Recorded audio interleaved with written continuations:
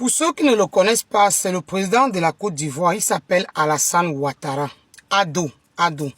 C'est un président démocrate. Il a fait 15 ans de pouvoir en Côte d'Ivoire, 3 mandats.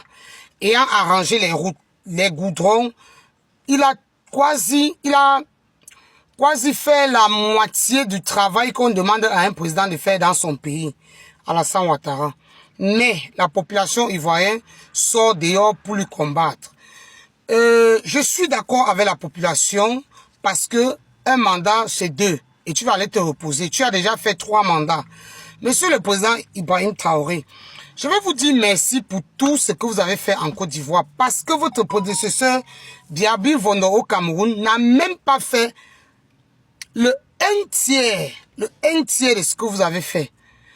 Président, vous êtes un président démocrate. On voit aujourd'hui que en Côte d'Ivoire, on peut manifester, on peut marcher sans la police, sans les noirs, sans les gaz lacrymogènes. C'est ce qu'on appelle président. Vous êtes même plus démocrate que Macron. Parce que en France, là-bas, c'est pas facile de marcher. On ne marche pas. Quand on marche, quand les gilets jaunes marchent, même la France les bouscule. Président président Ouattara. Je viens ici vous dire, cher président, vous avez vu le peuple qui est sorti l'autre jour. S'il vous plaît, papa, allez vous reposer. La Côte d'Ivoire ne va pas se fâcher de vous parce que vous avez donné le meilleur de vous-même. Vous avez travaillé, on a vu. Votre nom resterait dans l'histoire de la Côte d'Ivoire, dans l'histoire de l'Afrique. Parce que vous êtes un homme démocrate. Au Cameroun, personne ne sort. Il suffit que tu penses que tu dois marcher, on te met en prison. Mimbou Missak et Alain Fauré a pris 7 ans de prison parce qu'ils avaient seulement pensé, imaginé qu'ils vont faire les marches. Et quand au Cameroun, quand tu as l'idée de marcher, toute la police avec les noirs, ils sont pleins dehors pour embastiller le peuple, pour taper le peuple. La milice de Paul Biya. Mais vous avez dit, vous aussi, vous avez le droit de marcher. Marcher, on va voir. Ils ont marché. Cher président de la République, restez grand. Restez grand, président. Selon moi, ça c'est mon avis personnel.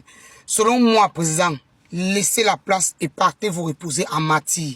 Parce que vous avez fait ce que beaucoup de votre prédécesseurs n'ont pas. Beaucoup de votre prédécesseurs, même de votre homologue président, ils n'ont pas fait. Ils n'ont pas fait le 1/4 de ce que vous avez. Et même Paul Biya n'a même pas fait la moitié. La moitié même c'est beaucoup. Même le 1 centime de ce que vous avez fait, il n'a pas fait. Donc, président, soyez serein.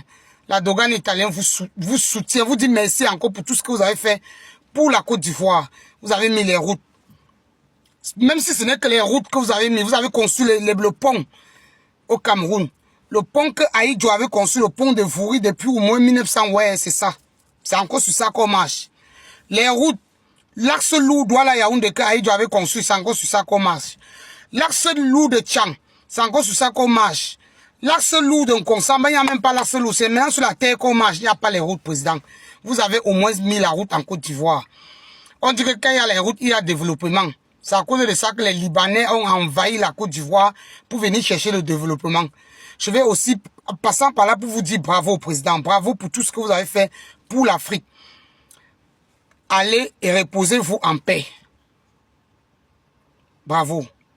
Donc, président de la République, c'était la Dogan italien, c'était Caroline de Turin. Merci pour le bon boulot. Partage la vidéo et like.